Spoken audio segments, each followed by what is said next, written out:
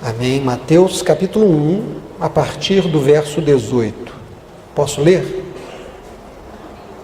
Ora, o nascimento de Jesus Cristo foi assim. Estando Maria, sua mãe, desposada com José, antes que o casamento tivesse se concretizado, achou-se ter concebido do Espírito Santo. Então José, seu marido, como era justo e não a queria infamar, pensou em deixá-la secretamente. E projetando ele isso, eis que em sonho lhe apareceu um anjo do Senhor, dizendo: José, filho de Davi, não temas receber Maria, tua mulher, porque o que nela está gerado é do Espírito Santo. E ela dará à luz um filho, e lhe porás o nome de Jesus, porque ele salvará o seu povo dos seus pecados. Tudo isto aconteceu para que se cumprisse o que foi dito da parte do Senhor pelo profeta que diz: Eis que a virgem conceberá e dará à luz um filho, e ele será chamado pelo nome de Emanuel. Emanuel quer dizer Deus conosco. E José, despertando do sonho, fez como o anjo do Senhor lhe ordenara, e recebeu a sua mulher. E não dormiu com ela até que ela deu à luz seu filho, o primogênito, e pôs-lhe o nome de Jesus. E tendo nascido Jesus em Belém da Judéia, no tempo do rei Herodes, eis que uns magos vieram do Oriente a Jerusalém e perguntaram: Onde está aquele que é nascido rei dos judeus? Porque vimos a sua estrela no Oriente e viemos adorá-lo. O rei Herodes, ouvindo isto, perturbou-se, e toda Jerusalém com ele. E reunindo os principais sacerdotes e os escribas do povo, perguntou-lhes claramente onde havia de nascer o Cristo. E eles lhe disseram: em Belém da Judéia, porque assim está escrito pelo profeta: E tu, Belém, terra de Judá, de modo nenhum és a menor entre as capitais de Judá, porque de ti sairá o guia, que há de apacentar o meu povo de Israel. Então Herodes, chamando secretamente os magos, perguntou exatamente a eles acerca do tempo que aquela estrela lhes aparecera. E enviando-os a Belém, disse: Ide, perguntai cuidadosamente pelo menino, e quando o achardes, contai-me, para que eu também vá e possa adorá-lo. E tendo eles ouvido o rei, partiram. E eis que a estrela que tinham visto lá no Oriente ia à frente deles, até que, chegando, se deteve sobre o lugar aonde estava o menino. E vendo eles a estrela, alegraram-se muito com grande júbilo. E entrando na casa, acharam o menino com Maria sua mãe, e prostrando-se, o adoraram. E abrindo seus tesouros, lhe ofertaram presentes: ouro, incenso e mirra. E sendo por divina revelação avisados, em sonhos, para que não voltassem para junto de Herodes, partiram para sua terra por outro caminho. Irmãos, nós temos um texto muitíssimo rico. Eu meditava nele essa semana, em casa, de manhã, e Deus começou a ministrar ao meu coração. Nós temos uma situação bastante interessante no começo, que é o fato de Jesus ser o guia. A Bíblia diz para nós claramente que Maria achou-se grávida pelo poder do Espírito Santo. Ela estava prometida em casamento desde criança, era assim em Israel naqueles dias. Casamento por amor é uma construção muito nova em termos de história, que não deve ter mais do que uns 100 e poucos anos, 150 anos no máximo. Antes disso, ninguém casava por amor. Imaginavam que casamento é algo muito sério para ficar dependendo de amor, que é algo que não se pode confiar muito. A pessoa que está apaixonada acha que o seu amor é muito maior do que na verdade ele é, e que ele vai durar muito tempo. Não é bem assim. Então, os mais antigos faziam do casamento um negócio importante para as famílias, importante para a sociedade. Quando o menino nascia e estava já do tamanho do Davizinho, ele já era prometido a uma menina que também tinha mais ou menos a mesma idade. Daí a Bíblia dizer que Maria estava desposada, prometida, mas ainda não havia se casado. Ela estava desposada, mas ainda não havia se ajuntado como esposa com o marido. E aí, de repente, essa mulher, essa jovem que está prometida, está chegando os dias do casamento, ela engravida pelo poder do Espírito Santo. O marido, aquele que casaria com ela, aquele que dormiria com ela e tiraria descendência, ele fica muito preocupado. E a lei era muito clara: a pessoa que adulterasse deveria ser apedrejada até a morte. Por isso, lá mais para frente, pega uma mulher em adultério, trazem para Jesus e diz: as tais devem ser apedrejadas. Maria, quando apareceu grávida, pela lei dos dias dela, deveria ser apedrejada. Então esse homem, José, a Bíblia diz que era um homem de caráter. A minha tradução diz: ele era justo. Mas quando fala justo, a ideia que dá é de alguém que faz algo que corresponde a algo que ele recebeu. Porque justiça para nós está muito ligada a um troco na mesma medida. Justiça para nós é mais ou menos um dá cá, leva lá. Mas ele não era isso, ele era um homem de caráter. A melhor tradução para a palavra justo, que está aqui na minha Bíblia, é: e José, sendo um homem de caráter, não querendo que ela sofresse isso, resolveu fugir, porque ele levaria a culpa. As pessoas diriam assim: ele fez mal à menina, e agora, não assumindo a responsabilidade, ele foge, e ela ficaria preservada. Enquanto ele pensava nisso, o anjo do Senhor aparece para ele em sonho e diz: José, não temas receber Maria. Ela não traiu os votos. O que ela carrega dentro dela é fruto do Espírito Santo. O Espírito Santo tem um plano na vida de vocês, e esse plano é fazer dessa criança que ela traz no ventre o guia do meu povo. E aí a palavra de Deus, escrita por Mateus, traz uma profecia e diz: isso aconteceu para que se cumprisse o que foi dito pelo profeta. O menino vai se chamar Emanuel, que significa Deus conosco. E aí o anjo disse: você vai colocar o nome de Jesus, que é a tradução de Emanuel.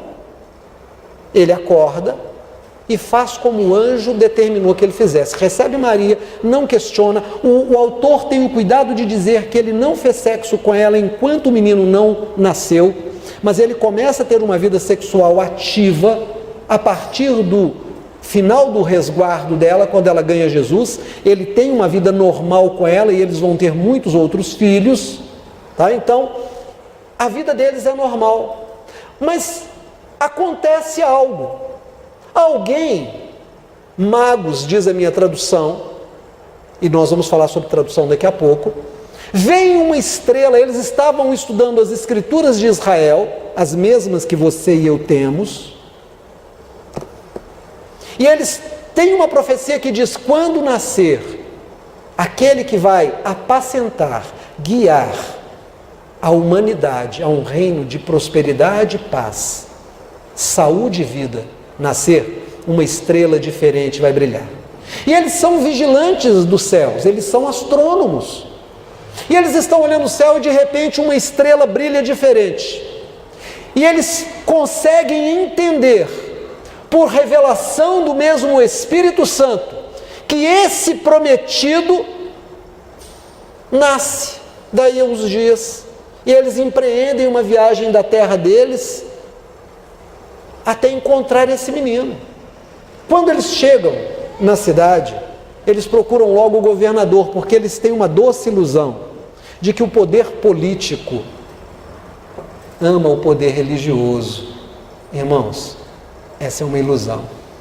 A política sempre tentou se servir da religião para fazer as pessoas votarem onde eles querem.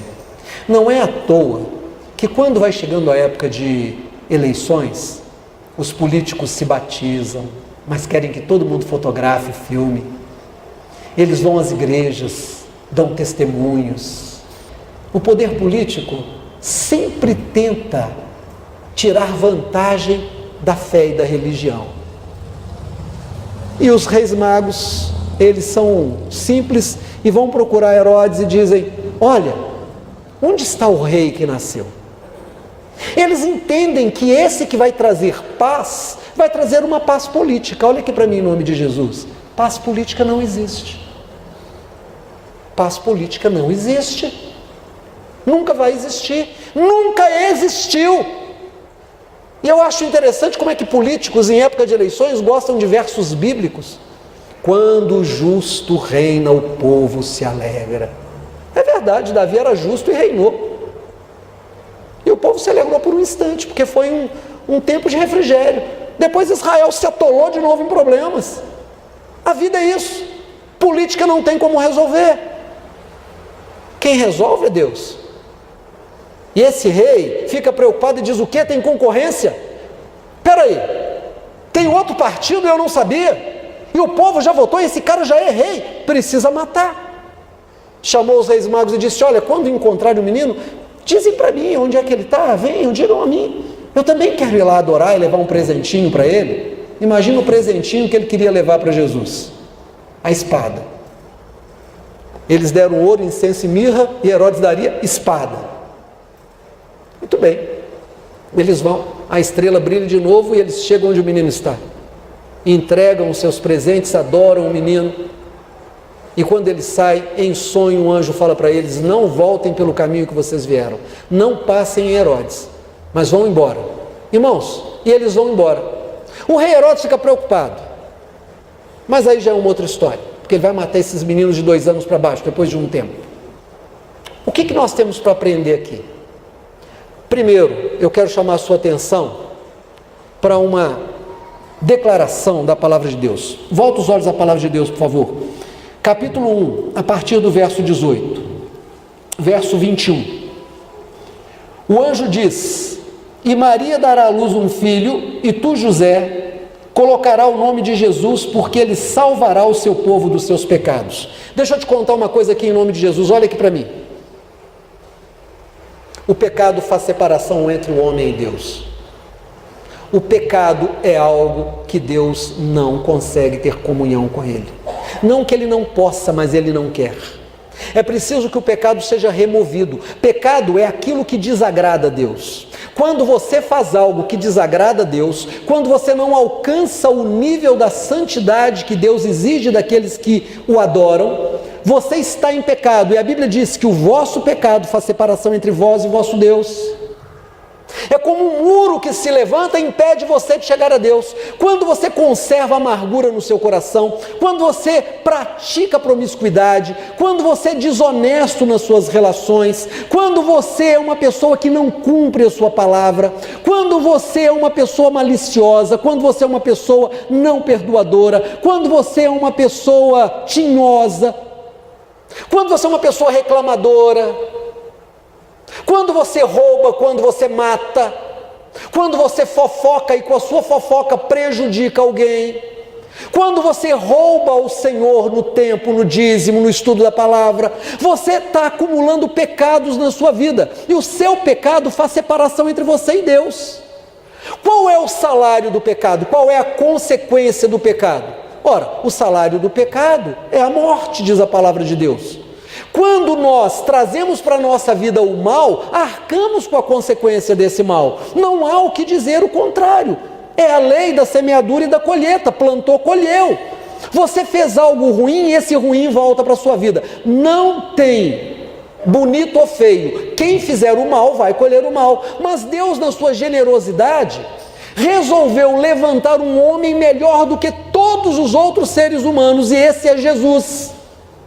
Esse é perfeito, e esse que é perfeito, ele morre para tirar o nosso pecado, ele atrai sobre ele o nosso pecado. Ele vai ao Ademir, esse homem que vem de um barro apodrecido, cheio de pecados, e ele tira o pecado do Ademir e traz e cola nele. Ele que nasceu sem pecado, agora se fez pecado, para que eu, Ademir, que nasci em pecado, seja justificado, e justificado em santidade de Cristo Jesus, me apresento diante de Deus e sou aceito por Deus.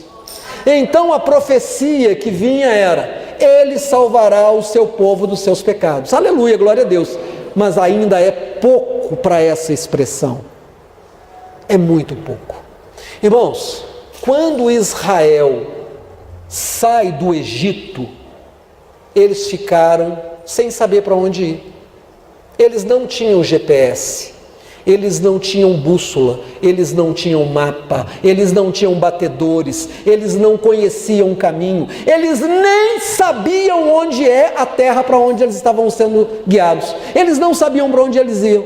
Eles tinham apenas uma referência: é terra que mana leite e mel, é terra que o Senhor prometeu a Abraão, Isaque e Jacó. É a nossa herança. Eles tinham 3 informações: é terra que mana leite e mel, é terra que Deus prometeu para Abraão, Isaque e Jacó, e é a nossa herança. Aí vinha uma pergunta: onde é? Eu não sei. Ninguém sabia. Segredo só para nós, nem Moisés sabia. Aí, o grande El Shaddai, o grande Adonai, o grande Jeová, o Deus único e verdadeiro, que se revela perfeitamente na pessoa de Jesus, ele se manifesta como uma nuvem que durante o dia dá a eles o frescor, a água e a sombra, mas que também é uma nuvem que se move, é uma nuvem viva. E quando a nuvem se move, todo Israel se move debaixo da nuvem. A nuvem se movia, eles se moviam. A nuvem ia, eles iam. A nuvem sabia para onde ir. A nuvem era o grande GPS. A nuvem sabia exatamente onde era a terra que Deus tinha prometido, porque a nuvem era Deus sendo. Irmãos, quando a tradução diz para nós, volta os olhos aí para o verso 21, e lhe colocarás o nome de Jesus, porque ele salvará o seu povo dos seus pecados. Tem uma outra tradução aqui: e ele guiará o seu povo. Mas e a palavra pecados? Como é que ela pode ser traduzida? Quando diz, colocará nele o nome de Emanuel, a palavra Emanuel pode ser traduzida no grego também, como João fez no capítulo 1, logo no começo, chamando de Logos. Emanuel pode ser traduzido também como razão. Não razão no sentido de alguém que está certo numa disputa em relação a alguém que está errado, mas como a inteligência suprema, a razão suprema, o conhecimento, a sabedoria máxima. Emanuel significa aquele que tem todo o conhecimento, aquele que tem toda a sabedoria. O que é que se contrapõe à sabedoria? O que se contrapõe à sabedoria é a loucura. Sabe quem é que adultera? O louco. Sabe quem é que rouba? O louco. Sabe quem é que mata? O louco. Sabe quem é que guarda mágoa no coração? O louco. Sabe quem é que fala mal contra o ungido do Senhor? O louco. Sabe quem é que rouba no dízimo? O louco. Sabe quem é que rouba o Senhor no 7º dia? O louco. Por que ele é louco? Porque todas essas coisas, Deus deu mandamentos muito simples e claros: faça assim ou não faça desse jeito. Não há dúvida, não cabe interpretação, não cabe uma segunda opinião. Existe uma palavra que está ficando em moda: desegrejado ou desigrejado. Já ouvi as duas. O que é um desigrejado? É aquela pessoa que fica magoada, e aí ela treme os lábios, e ela fica chorosa, e ela diz: estou magoado, a igreja está perdida, a liderança está corrompida, eu não posso mais ficar na igreja.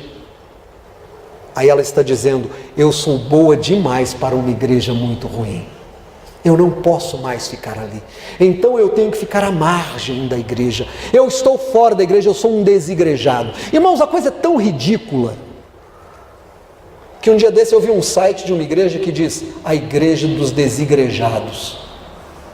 Pensa na incoerência da expressão. Se é igreja, como é que ela tem desigrejado? Se você já se reuniu de novo, já é igreja de novo. Aí a pessoa diz isso: A palavra de Deus diz: as portas do inferno não prevalecerão contra a minha igreja. Não deixai de reunir, como é costume de alguns, antes façamos admoestações. Ora, maridos, amem as suas esposas como Cristo amou a igreja e por elas se entregou, e a lavou com a água, pela lavagem da palavra, pela sua igreja. Paulo diz: não há nada tão maravilhoso como o casamento de um homem com uma mulher, que é uma analogia do casamento de Cristo com a sua igreja. A Bíblia diz que a igreja é a noiva ataviada, pronta para o seu noivo. Aí vem alguém e diz assim: eu não estou mais na igreja. Então você é mais sábio que Jesus. Você confronta-se com um mandamento explícito e apresenta a sua razão. A razão que se oferece, contrapondo-se à razão de Deus, é loucura. Paulo vai falar sobre isso e diz assim: a loucura de Deus é mais sábia que a sabedoria do homem. Se a loucura de Deus é mais sábia que a sabedoria do homem, você imagina o quanto é mais sábia a sabedoria de Deus em relação à loucura do homem. Aí vem a palavra e diz assim, olha a melhor tradução para o verso 21. Porque ele guiará o seu povo das suas loucuras. Ele guiará o seu povo das suas loucuras. Às vezes a gente faz loucura. Vou te falar o que é mais loucura. Mexer com droga é loucura. É loucura. Mexer com a mulher dos outros é loucura. Com o homem dos outros, das outras, é loucura. Ter uma vida sem a presença de Deus é loucura. Ser uma pessoa que é batizada e não ter vida de oração é loucura. Ser uma pessoa que diz eu sou desigrejado é loucura. Não ser dizimista é loucura. Não pregar o evangelho depois que você tem um mandamento claro: ide por todo mundo e pregai o evangelho. É a única coisa que Jesus pediu. A única coisa que Jesus mandou: ide por todo mundo e pregai o evangelho. Você chega no final do dia e diz: para quem eu preguei o evangelho? Para ninguém. Louco! Louco! Aí vem a palavra e diz assim: esse Jesus guiará o seu povo das suas loucuras. Mas às vezes a gente se perdeu no mar de loucuras. Irmãos, às vezes a gente se perde mesmo. A gente faz tanta bobagem. A gente se endivida. A gente se vicia. A gente ama de uma forma patológica e se prende a alguém que não devia se prender. A gente entra em financiamentos que são loucos porque não tem como pagar. A gente confia em alguém que nos dá uma rasteira. E você não sabe mais como resolver o problema. Aí vem o Senhor Jesus e diz assim: ele guiará o seu povo das suas loucuras. E é engraçado, porque quando os reis magos chegam e perguntam para Herodes: onde está aquele que é nascido rei? Olha a palavra, rei, poder político. Herodes reúne os sábios que estão a seu serviço e diz: que história é essa? E eles vão pesquisar e dizem assim: tem uma profecia que diz mesmo que vai nascer. Qual que é a profecia? Ah, sairá aquele que vai guiar o meu povo. A palavra foi mal traduzida. Quando perguntaram para Jesus no julgamento dele: tu és o rei dos judeus? Jesus disse: olha, se eu fosse rei desse mundo, os meus súditos lutariam por mim. Aí aquele que o investigava disse: então você é rei? Jesus disse: tu dizes. O meu reino não é desse mundo. Irmãos, quem nasceu de novo não é mais desse mundo. Quem nasceu de novo não está mais debaixo do poder político de nenhum partido, de nenhum candidato, de nenhum homem. E não me venha com choraminguela dizendo: mas nós temos que mudar essa nação. Deixa eu te falar, gente mais poderosa, mais competente, mais sábia, mais rica, mais forte que você já disse isso, morreu, está debaixo da terra em 7 palmos. Quem confiou no Senhor tem uma promessa, porque foram homens e mulheres, que a Bíblia diz em Hebreus capítulo 11, que esse mundo não era digno deles, porque eles andavam por essa terra dizendo que aqui eles eram peregrinos, porque a terra que eles são, de onde eles saíram, é aquela que eles esperam que vem do Senhor. Somos cidadãos do céu. Somos cidadãos de Deus, concidadãos com Cristo. O nosso reino vem das nuvens. Um dia todo olho verá Jesus Cristo passando por entre as nuvens. E como um relâmpago que sai do Oriente e chega no Ocidente, todo olho verá. E nesse dia, as pessoas olharão para o lado e vão dizer: cadê aquela pessoa que está aqui do meu lado? Ela foi arrebatada. Os aviões que estarão voando provavelmente terão muitos problemas se os seus pilotos forem crentes, porque eles subirão. As locomotivas serão batidas aí, desgovernadas, se os maquinistas forem homens de Deus, porque eles serão tirados. Os médicos no meio da operação, das várias operações, se forem médicos de Deus, sumirão. O marido que não acredita no Senhor Jesus, que zomba da fé da sua esposa, que é uma crente fiel, quando ele levar o braço para dormir de conchinha, não vai ter ninguém, porque ela vai ter sido arrebatada. Sabe por quê, irmãos? Porque aquele que diz: eis que cedo vem, ele virá. Ele é o nosso guia. Então, quando você chegar à conclusão, olha aqui para mim, em nome de Jesus, que você está numa camisa de 7 varas, quando você está numa situação que não sabe como sair dela, pague o preço e ande na presença do Senhor. Deixa de ser preguiçoso se você está na preguiça. Comece a buscar ao Senhor em verdade e em espírito. Se o seu nariz está para cima, abaixe o seu nariz. Porque no reino do Senhor, ninguém anda de nariz empinado. Porque o nariz empinado é orgulho. E a Bíblia diz que o orgulho é abatido pelo Senhor. O Senhor ama o humilde, exalta o humilde, mas a sua face está contra o arrogante. Outra coisa que nós precisamos aprender aqui. Segunda coisa que eu quero chamar a sua atenção. Veja a palavra que está no verso número 1 do capítulo 2. E tendo nascido Jesus em Belém da Judéia, no tempo do rei Herodes, eis que uns magos vieram do Oriente a Jerusalém. A palavra mago vem de mágico, e é uma tradução ruim. Eles não eram mágicos, eles não eram magos. Alguém aqui já foi, eu acho que a nova geração não é, as gerações mais novas, mas as gerações médias para trás, com certeza há alguém aqui que gostava de ler as aventuras do Pato Donald. Tio Patinhas. Vocês se lembram da maga patológica? Vocês se lembram dela? O que a maga patológica é? Junto com a Madame Mim. Bruxas. A casa dela é no pé do Vesúvio. E tudo que ela quer na vida, roubar a moeda número 1 do tio Patinhas para fazer o maior amuleto da sorte do mundo. Ela não dá passo para o tio Patinhas, né? Tadinho dele. Os irmãos Metralhas, né? A maga patológica, tem um monte de gente querendo tomar a moeda número 1 dele. Mago e mágico está ligado às artes ocultas. Eles não eram magos, eles eram mestres.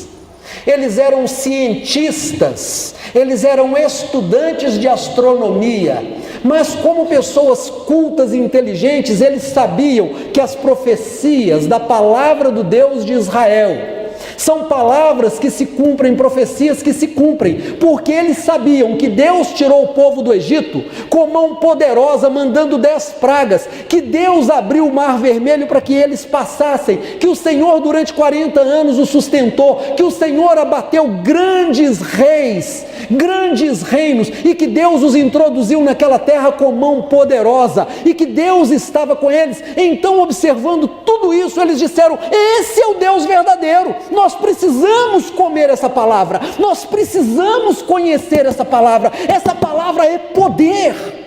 Eles eram mestres, conhecendo essa palavra, estudando essa palavra, eles ficaram olhando os céus, e um dia uma estrela brilhou mais do que as outras.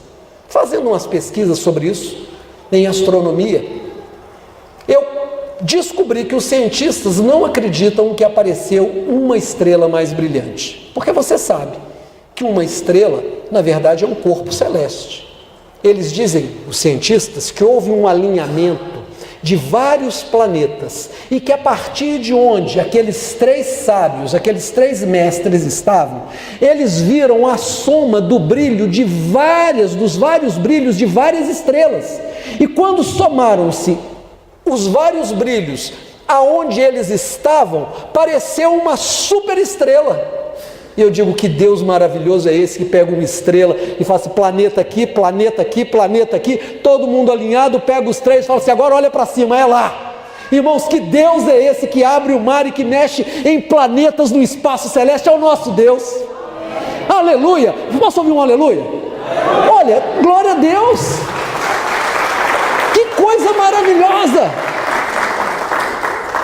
Mas Jesus, mais tarde, vai nos ensinar uma coisa terrível. Jesus disse assim, um profeta não tem honra na sua própria casa.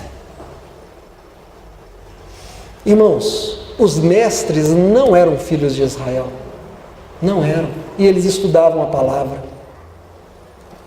Os filhos de Israel não notaram a estrela, ninguém em Israel notou a estrela, ninguém percebeu.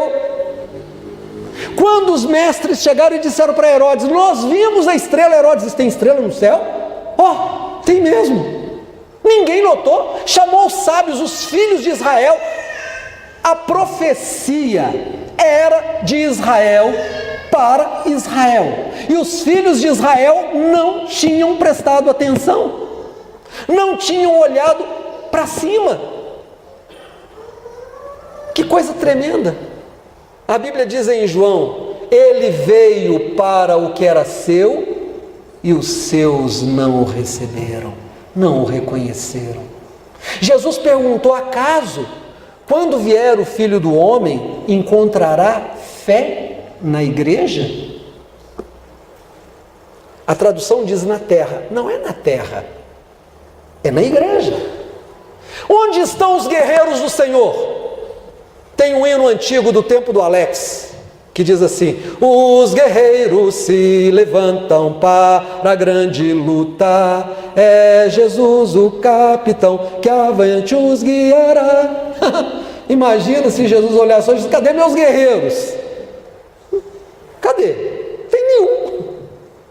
Ninguém mais sabe usar a espada da verdade. Ninguém mais dispara contra o inimigo orações. Ninguém mais repreende demônios. Se disser assim, tem um endemoniado na casa da esquina, chama a irmã fulana lá para ir lá expulsar. Sabe o que ela faz na mesma hora? Irmão, tenho certeza. Pega o celular e diz, pastor, o senhor pode vir aqui? Irmã, por que eu vou ir? Não, é porque tem uma vizinha minha que está endemoniada aqui. Irmã, a senhora vai passar isso para mim? Vai lá e resolve. Não, pastor, isso entra na minha vida. Mas por que entraria na sua vida, irmã? Porque você está mandando nudes aí de madrugada pelo celular? Porque você está se colocando na vitrine do Tinder aí, caçando gente? Porque você está roubando do seu cliente? Porque você está roubando do Senhor do dízimo faz tempo? Porque você não tem vida de oração? É por isso que você está com medo dos demônios? Os filhos de Israel não olhavam para cima. Os de fora olhavam. Os de fora vieram, irmãos, fizeram uma coisa maravilhosa. Nós não podemos ir encontrar o grande rei de mãos vazias. Nós não podemos. E um disse, o que eu vou levar? Eu vou levar ouro, porque ele é rei. Aí alguém diz, olha, mas a palavra aqui diz que ele vai curar as nações. Então eu vou levar mirra, porque mirra simboliza cura, então eu vou levar mirra. E outros irmãos, você vai levar ouro. Esse vai levar mirra. Mas a palavra diz que ele é o grande sacerdote. Então eu vou levar incenso. E eles levaram os seus presentes, chegaram, onde está o rei? Eles acharam que era político. Não era político. O reino de Jesus não é desse mundo, não. Ele é o guia. Ele não é rei da terra, dos homens. Ele é rei dos céus. Ele é senhor do universo. Mas ele não vai sentar na presidência. Jesus não se mistura com isso. Jesus não se mistura com isso. Bom, muito bem. Ele é o guia, eles são os magos. Herodes chama o pessoal e diz, e agora? Onde é que ele vai nascer? Em Belém da Judéia, porque está escrito que de Belém sairá aquele que vai guiar o seu povo. Muito bem. Irmãos, eles vão e levam os seus presentes para Jesus. Volta os olhos à palavra de Deus aí, por favor. Olha lá. Verso 10. E vendo eles a estrela, alegraram-se muito com grande júbilo, e entrando na casa, acharam o menino. E eles viram a estrela, olharam para o céu. Eles não ficaram de cabeça baixa. Eles não ficaram olhando para a terra. Eles não buscaram resolver a situação deles olhando para a terra. Eles não esperaram o favor de Herodes. Eles não esperaram uma verba para continuar a viagem. Eles olharam para o céu. Teve uma palavra que eu ouvi logo que eu me converti. Era novinho, né? Meninote ainda, me converti ali na casa dos 20 anos, 19 anos. Já vinha sendo evangelizado desde de novo. Mas foi ali, com os meus 19, 20 anos, que eu aceitei Jesus de verdade. E comecei a servir ao Senhor na igreja. Melhor, eu aceitei Jesus antes, mas eu fui igrejado com essa idade. Nunca mais me desigrejei. E em nome de Jesus eu vou morrer igrejado. Porque crente de verdade não fica desigrejado. Quem fica desigrejado é aquele que caiu, é o cão, é o sem costa, é o nanaia, é o sem nome, ele é desigrejado. Quem nasceu de novo está igrejado. E aí, novo convertido, menino, conhecia os irmãos abençoados, né? Adolescentes, jovens abençoados na igreja, e aí alguém disse assim: olha, você não quer fazer uma viagem com a gente? Irmão Wolfram, a noiva dele aí, Dalina, e uma irmã da igreja me convidaram para ir para a roça aqui, Minas Gerais. É claro que eu fui, né? Benção demais, aqueles irmãos abençoados, eu aprendendo, comendo a palavra, bebendo da água viva. Aqueles irmãos me ensinavam muito, oravam, eram meninos de oração, eram gente de oração, gente que levantava, jovens que levantavam para orar, pastora Anísia, conheciam a palavra. Chegamos em Bambuí, tinha que esperar o caminhão de leite para levar a gente para a roça de madrugada. Fazer o quê? Tem que esperar. Vamos visitar umas igrejas por aqui? Descobrimos uma presbiteriana. Vamos visitar o pastor, porque não tinha culto. Batemos na casa do pastor. O pastor era novo e disse: olha, a igreja é muito pequena, estou assumindo, não é uma igreja que tem condição de me sustentar. Isso ele contou para a gente. Mas eu não deixo de fazer a obra por causa disso, não. O meu pão vem lá de cima. O meu pão não vem do dinheiro dos homens, o meu pão vem lá de cima. Irmãos, isso me marcou quando ele disse: o meu pão vem lá de cima. E ele pôs uma mesa para nós, para tomar café na casa dele, mas uma mesa com broa, com quitanda, com leite, com tudo que você puder pensar. E ele disse: vocês estão vendo isso tudo aqui? Eu fui fazer a obra, eu fui visitar o irmão fulano na roça, ele me deu uma broa. Eu fui visitar o outro irmão, ele me deu 2 litros de leite. E quando eu volto para casa tem isso tudo aqui. E ele disse: o meu pão vem de cima. Irmãos, como aquilo marcou a minha vida com Jesus. Sabe de onde vem a cura? De cima. Sabe de onde vem a libertação das drogas? De cima. Sabe de onde vem a libertação do poder do diabo? De cima. Sabe de onde vem o pão de cada dia? De cima. Sabe quem é que abre porta? Aquele que está lá em cima. Por isso o crente tem que olhar para a estrela. É a estrela que nos guia, e a brilhante estrela da manhã é Jesus. Põe os seus olhos em Jesus. Não olha para a terra, não olha para o homem, olha para Jesus. Olha para Jesus. Olha para cima, olha para o céu. Pastor, mas eu ainda acredito no poder da política. Então você vai acreditando, você vai ver onde você vai parar. Você vai ver onde você vai parar. Eu vou te falar onde você vai parar. Daqui 6 meses, quando a situação não tiver mudado, você vai estar pedindo a cabeça dele. Mas se você confia no Senhor Jesus, daqui 6 meses você vai estar dizendo: o meu Senhor é fiel, Ele tem me sustentado. Eles olharam para cima e viram a estrela brilhando, e eles começaram a seguir. Sabe onde é que eles chegaram? Onde o menino estava. E quando eles entregaram as suas ofertas, aconteceu algo maravilhoso quando eles adoraram o menino. Mais uma vez, olha para a palavra de Deus. Verso 12.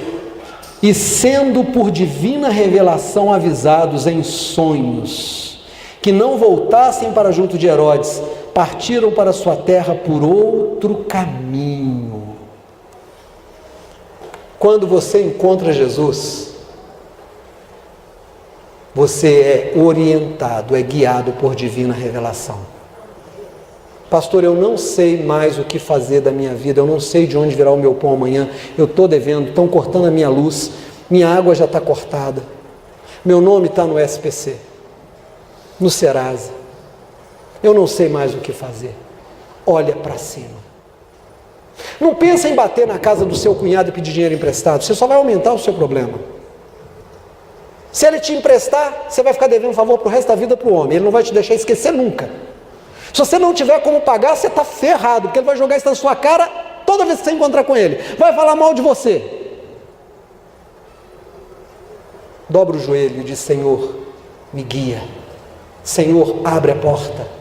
Se você está com um problema conjugal, olha aqui para mim, isso acontece, viu, irmãos? Acontece na vida de crente. Crente tem problema conjugal, porque crente é gente. Gente tem problema. A gente tropeça, machuca o pé. A gente cai da escada e machuca. A gente bate o carro, a gente tem carro roubado.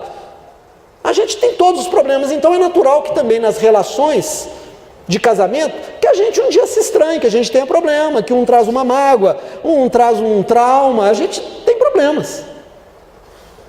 Mas a gente pode fazer uma coisa. A gente pode dizer: Senhor Jesus, o que eu tenho que fazer, o que eu tenho que ser para ser uma bênção? Porque o casamento tem tudo para dar errado se não tiver Jesus. Mas se tiver Jesus, tem tudo para dar certo, porque Jesus é o tudo. Senhor, trabalha no meu coração, não trabalha no coração dela, não. A gente tem mania de falar assim: Deus, trabalha no coração dele, o coração dele é muito duro. Oh, Senhor, muda a vida dela, Senhor.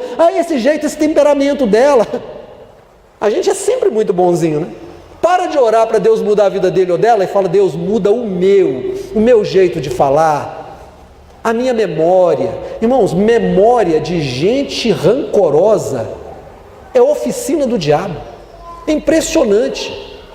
A pessoa lembra de coisas que ninguém mais lembra, mas ela lembra. Você lembra aquele dia que você me deu aquela má resposta? Você fala: que dia que eu te dei a resposta ruim? Aquele dia na porta do cinema. Que cinema? A gente não vai ao cinema tem 30 anos, a gente só vê filme em casa. Pois é, mas eu lembro. Quem bate esquece, quem apanha lembra. Nossa, a coisa não morre, a coisa não acaba. Deus, trabalha nesse meu rancor, trabalha em mim, Senhor, que eu seja a bênção do Senhor no meu lar. Irmão, sabe o que vai acontecer? O Senhor vai te dar divina revelação.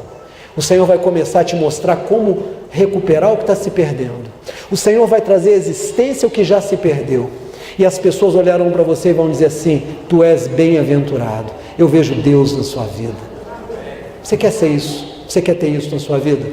Então eu te convido a entregar a sua vida para o Senhor Jesus. Fica de pé.